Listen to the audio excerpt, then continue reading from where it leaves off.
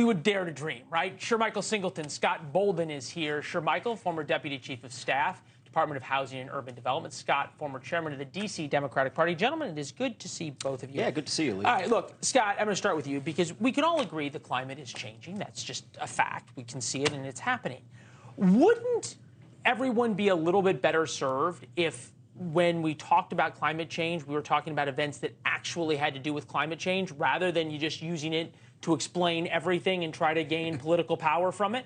Well, Democrats and those who believe in climate change tend to do that. In this particular case, this was a comedy of errors that led to this tragedy. I think the Democrats should have held their fire because just from the videos that you've shown, this was a local issue of negligence. Gross negligence, and there are going to be lawsuits flying. I think there are 4 pending now. There are going to be a lot more because of not only the response by the government, but by the water companies, but also this electric company who knew or should have known. That's a very successful plaintiff's lawsuit against all of those entities, and they're on their way. They're coming. What's stunning to me, look, this is a tragedy. There's a lot of dead people.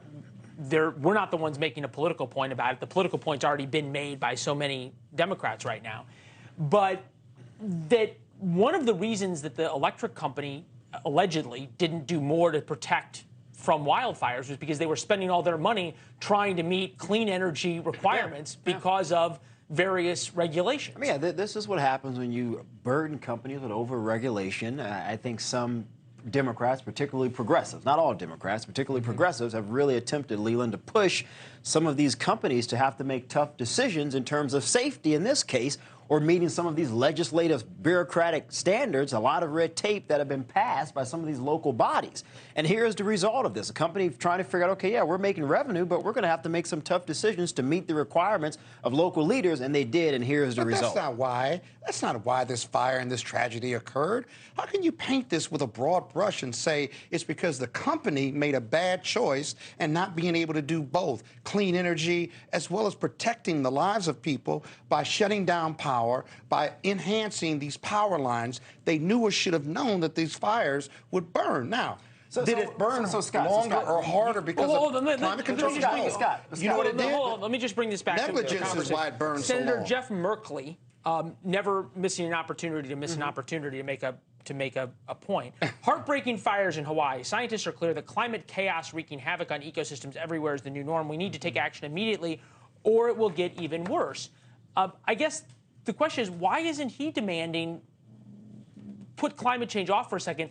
Let's get the power lines in Hawaii fixed so this doesn't happen on other islands. It seems as though the political points are so much more important, Scott, than actually protecting people. Well, to a Democratic elected official, everything's got to do with climate change, and it is a broad piece that is affecting this planet and this country. At the same time, though, I'd be more comfortable with the congressman asking for an investigation because he made those comments probably at or before all of this other information came out in regard to what happened locally and the negligence that went with it. All right, President Biden's going to be there on Monday after, shall we say, a long time not really figuring out how to respond to this. Spent a weekend on the beach. Well, what does that mean? I mean, it means he's been on the beach in Delaware. A week and a half ago, he said he's going to send everything their way. After that, he said no comment.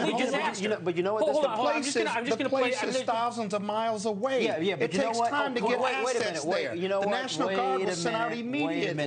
Wait a minute, Leland. So Maui is about 4,700. Wait a minute. Maui is about 4,700 miles away from Joint Andrews Base. I talked to a retired naval colonel about this. Air Force One can travel almost 8,000 miles without needing to refuel. And the colonel made the point to me. If the president wanted to get there, he could have gotten there, and it would not have impacted the resources on the ground. It's not about sending the president. We agreed that he could get there. So why didn't he go? It's not about to get in the way.